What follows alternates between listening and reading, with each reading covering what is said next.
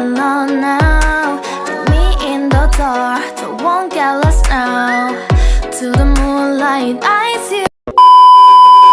Assalamualaikum, hari ni kita nak review. Hari ni kita pergi pasar malam, tapi hari ni kita pergi awal sebab kita ada urusan dekat bandar. Jadi hari ni kita dah pergi pasar malam tadi. Pasar malam, tapi dia start bermula dalam pukul 5 lah macam tu. Kita orang sampai tadi, diorang tengah siap-siap. So hari ni jadi kita beli apa yang ada je lah. So hari ni saya ada beli air, minuman. Air cendol, saya dah minum separuh. Air cendol.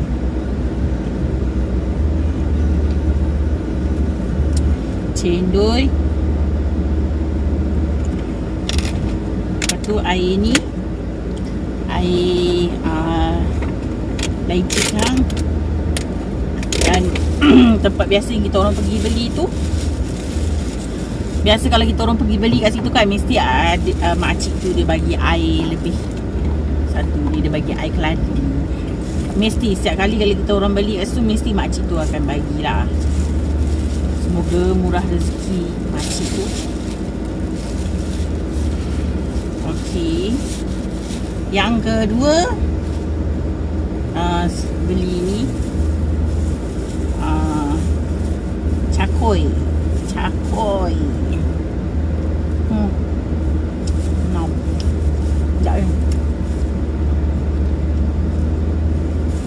Cakoi dia sedap makan dengan susu kaya. Okay. Yang kedua, my favourite, cenongging ayam.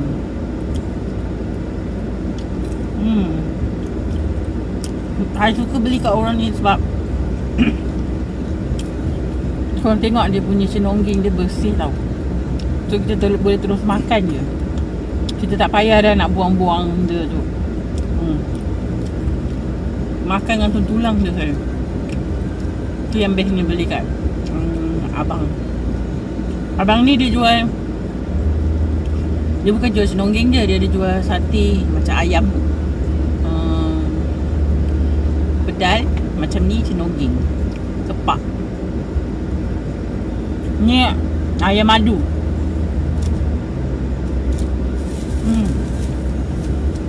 Next, I will hotdog dan burger ayam. Ni tak makan lagi. Petang sikit pun makan. Masih kenyang. Lepas tu saya ada beli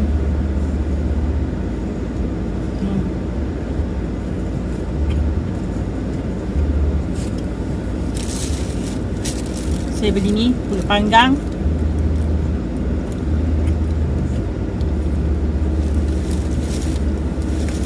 Saya bukakan untuk orang.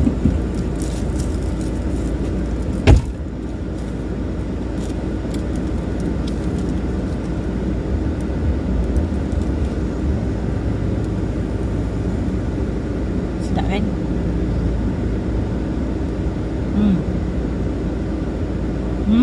RM2 4. So maknanya satunya 50 sen.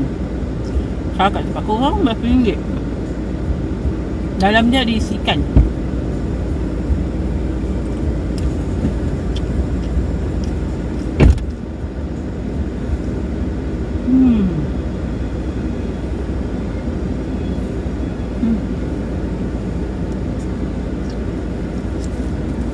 Lepas tu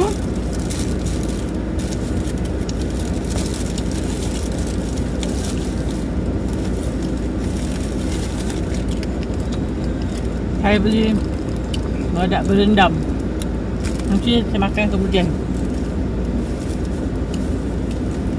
Dan asam dan juga rojak.